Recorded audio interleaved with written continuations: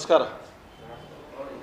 आज काही वृत्तवाहिन्यांमध्ये पुन्हा एकदा राष्ट्रवादी काँग्रेस पार्टी अजितदादांच्या पक्षामध्ये अस्वस्थता आणि 22 आमदार हे पवार साहेबांना भेटल्याच्या संदर्भामध्ये वृत्त दाखवण्यात आलं आणि बिग ब्रेकिंग न्यूज म्हणून ते दाखवण्यात आलं आणि त्याच्यामध्ये या आमदारांनी पवार साहेबांच्याकडं तुतारीमध्ये प्रवेश करण्याच्या संदर्भात विनंती केली असा हास्यास्पद पद्धतीचा दावा त्याच्यामध्ये करण्यात आला आणि त्यामुळं अशा पद्धतीची बातमी एका चॅनलवर लागल्यानंतर साहजिकच आहे इतर चॅनल्सनी सुद्धा काही ठिकाणी ती बातमी दाखवली आणि ते त्या पद्धतीचं महाराष्ट्रातल्या आमच्या कार्यकर्त्यांमध्ये महाराष्ट्रातल्या जनतेमध्ये आणि चुकीचा मेसेज जातो। आज या ठिकाणी आमदार प्रताप पाटील चिखलीकर साहेब त्याचबरोबर माजी मंत्री असलेले विद्यमान आमदार संजयजी बनसोडे साहेब आज मुंबईत होते, त्यांनाही आम्ही त्या ठिकाणी आवर्जून बोलवलं आणि पवार साहेबांच्या तब्येतीच्या अनुषंगाने चौकशी करण्याकरता कुणी आपल्यापैकी कोण भेटलं होतं का अशा पद्धतीची विचारणा सर्वच आमदारांना तुम्ही जरा चेक करून बघा म्हणून आम्ही सांगितलं आणि त्यांनीही सगळ्यांशी विचारलं। कुणीही आमदार एकही आमदार पवार साहेबांना भेटलेला नाही। फक्त प्रदेशाध्यक्ष सुनील तटकरे साहेब पूर्वनियोजित 20 दिवस अगोदर मागितलेल्या वेळेप्रमाणे त्यांना वेळ मिळाल्यानंतर साहेबांच्या तब्येतीची चौकशी करण्याच्या करता विचारपूस करण्याच्या करता भेटले आणि असं असताना सातत्यानं या पद्धतीच्या बातम्या ज्या आहेत सूत्रांचा हवाला देऊन त्या ठिकाणी सांगितल्या जातात। आम्हाला समजत नाही ते काही सूत्र जे आहेत आमच्या पक्षामध्ये पगारीवर पेरले असावेत असा आमचा त्या ठिकाणी संशय आहे आणि त्यांना काहीच नाही मिळालं तर पगार मिळणार नाही आणि म्हणून करता सातत्यानं 1-2 दिवसाला 4 दिवसाला काहीतरी बातमी पेरणं आणि त्याच्यातून आपल्या चॅनल्सच्या माध्यमातून एक प्रकारे चर्चा सातत्यानं ती घडत राहणं हे काही त्या ठिकाणी योग्य नाही असं आम्हाला वाटतं आणि त्यामुळं एक गोष्ट समजून घेतली पाहिजे, सत्ताधारी पक्षातले आमदार विरोधी पक्षामध्ये जाऊन बसतील अशा पद्धतीची बातमी लावणं एक तार्किकदृष्ट्या सुद्धा ते पटत नाही। नंबर 1, आज विरोधी पक्षामध्ये असलेल्या आमदारांचा त्या ठिकाणी आपल्याला कल्पना आहे सत्ताधारी पक्षामध्ये असल्यानंतर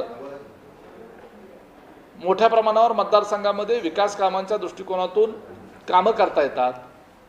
ग्रामपंचायतीच्या ग्रामसेवकापासून ते जिल्ह्याच्या जिल्हाधिकाऱ्यापर्यंत अधिकाऱ्यांच्याकडे असलेली सर्वसामान्य माणसाची कामं करण्याच्या करता सत्तेमध्ये असलेल्या आमदारांचा प्रभाव आणि सत्तेमध्ये नसलेल्या आमदाराचा प्रभाव याच्यामध्ये जमीन आसमानाचा फरक असतो आणि लोकांमधून निवडून आलेल्या जनतेमधून निवडून आलेल्या त्या लोकप्रतिनिधीला याची पूर्ण कल्पना असते की सत्तेत असल्यानंतर कामं होण्याचा परिणाम जो आहे किंवा कामं होण्याचा वेग जो आहे हा वेगळ्या पद्धतीने असतो।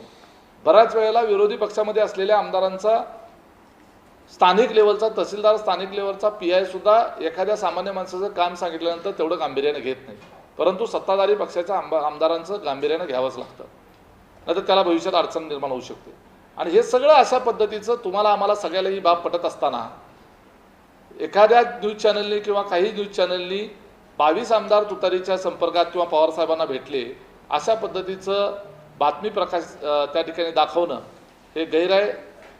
त्यामुळं आपल्यासमोर या ठिकाणी विनंती करण्याच्या करता ही आजची प्रेस कॉन्फरन्स बोलवली की या संदर्भामध्ये आपल्याकडे कुठले आमदार भेटल्याचं काही फुटेज आहे का, कुठल्या आमदारांनी तशा पद्धतीचं आपल्यासमोर कुठलं वक्तव्य केलं आहे का, कुठं एखादा पत्रव्यवहार करण्याच्या संदर्भामध्ये कुठं आपल्याला काय आढळलं आहे का, त्या ठिकाणी कुठली सोशल मीडियावर अंधुक अशी सूचित करणारी तरी कुठली पोस्ट कुठल्या आमदारांच्याकडनं झाली आहे का आणि असं काहीच झालेलं नसताना वारंवार आमच्या पक्षाच्या संदर्भात या पद्धतीच्या बातम्या येणं त्यातून गैरसमज निर्माण होतात आणि आमदारांच्या मध्ये सुद्धा त्या ठिकाणी एकमेकांच्यात विचारणा होते की बाबा तुम्ही भेटला होता का, तुम्ही भेटला होता का, असाच त्या ठिकाणी प्रश्न निर्माण होतो आणि त्यामुळं कृपया करून अशा पद्धतीच्या पुराव्याशिवाय किंवा आपल्याकडे एखादं फुटेज असल्याशिवाय अशा बातम्या आपण लावू नयेत ही विनंती करण्याच्या करता ही खरी आजची प्रेस आहे।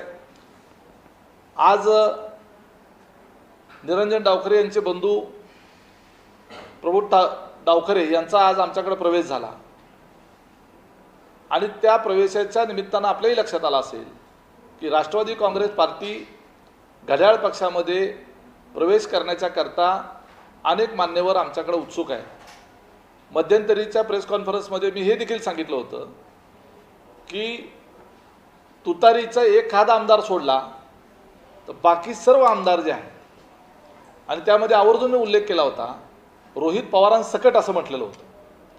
कारण अजितदादा हयात असताना रोहित पवार हे सातत्यानं अजितदादांना या तुमच्याबरोबर सोबत घ्या अशा पद्धतीची विनंती करत होते आणि त्याचबरोबर मंत्रिपदाची सुद्धा अपेक्षा करत होते.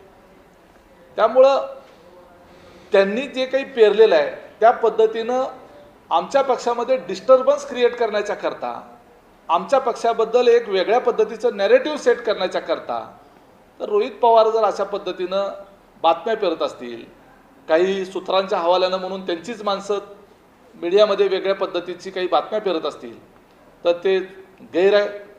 त्यांनाही चांगलं माहीत आहे की त्यांच्या पक्षाचे आमदार, त्यांच्या पक्षाचे खासदार हे निश्चितपणे अजितदादा हयात असताना आणि आजही हे घड्याळामध्ये प्रवेश करण्याच्या करता उत्सुक होते. त्यानंतर विलिनीकरणाची चर्चा सुरू केली गेली.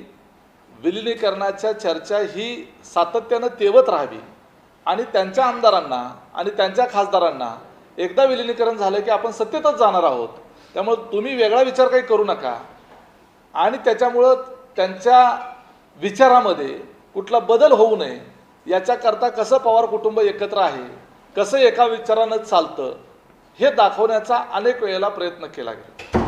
आज सुद्धा जी काही प्रेस कॉन्फरन्स किंवा त्यांच्यामध्ये चर्चा जी आज बातम्या येत आहेत त्याच्यामध्ये मोदी साहेबांचं कौतुक आपल्याला ऐकायला मिळालं.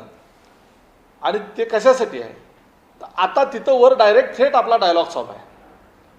इकडं आपलं विलिनीकरणाचा विषय संपलेला आहे, आता डायलॉग थेट चालू आहे. नंबर 1शी नंबर 2शीच आता बोलणं चाललेलं आहे.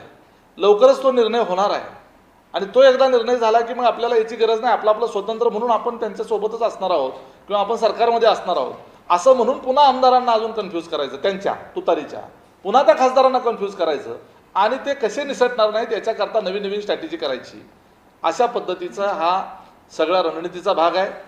कृपया करून सूत्रांच्या हवाल्यानं या बातम्या निश्चितपणे आपल्याला द्यायचा अधिकार आहे, परंतु त्या बातम्या देत असताना किमान सूत्र ती विश्वासार्ह आहेत का आणि त्या बातम्या दाखवण्यायोग्य जर असतील तर किमान आमच्याबरोबर त्याच्या आपण विचारविनिमय करून किंवा आमचाही त्या ठिकाणी मत घेऊन आपण तशा पद्धतीच्या बातम्या दाखवाव्यात अशी विनंती करण्याकरता आजची ही प्रेस कॉन्फरन्स आहे. सर, दोन प्रश्न आहेत. एक तर की तुमच्या पक्षाकडून तुमच्या पक्षाच्या आमदारांना असं सांगण्यात येणार आहे का, आलेलं आहे का की शरद पवारांना भेटायचं नाही, हा पहिला प्रश्न. आणि दुसरा प्रश्न, जर सुनील तटकरे भेटू शकतात, प्रफुल्ल पटेल सुद्धा भेटू शकतात, तर इतर आमदार का नाही? आमच्या कुठल्याही आमदारांना कुणालाही भेटायला जावा किंवा जाऊ नका अशा कुठल्याच सूचना नाही आणि तसं असायचं कारण नाही. ते विद्यमान आमदार सन्माननीय आमदार आहेत, लोकप्रतिनिधी आहेत. त्यांना जर वाटत असेल तर ते मुख्यमंत्र्यांना भेटतील, त्यांना वाटलं तर ते कुठल्या तरी मंत्र्यांना, केंद्रीय मंत्र्यांना, इतर नेत्यांना, विरोधी पक्षाच्या नेत्यांना, काही वेळेला लग्न समारंभ, काही वेळेला व्यक्तिगत समारंभ, कुठल्याही कारणानं वेगवेगळ्या पक्षाचे आमदार किंवा विरोधी पक्षाचे आमदार, विरोधी पक्षाचे नेते एकत्र येऊ शकतात. त्याच्याबद्दल महाराष्ट्राची तर आपली अतिशय संस्कृती चांगली आहे. आपण राजकीय विरोधापुरता विरोध करतो, इतर वेळेला आपण राजकारणमध्ये आणत नाही, ही 100% खरं आहे.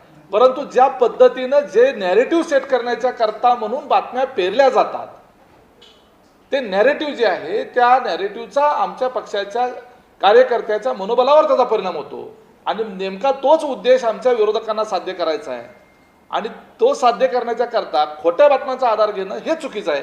याच्याकरता म्हणून आज या ठिकाणी आपल्याला बोलवलं. कुठल्याही आमदारांना कुठेही कुणालाही भेटण्याच्या करता अटकाव असण्याचं काही कारण नाही.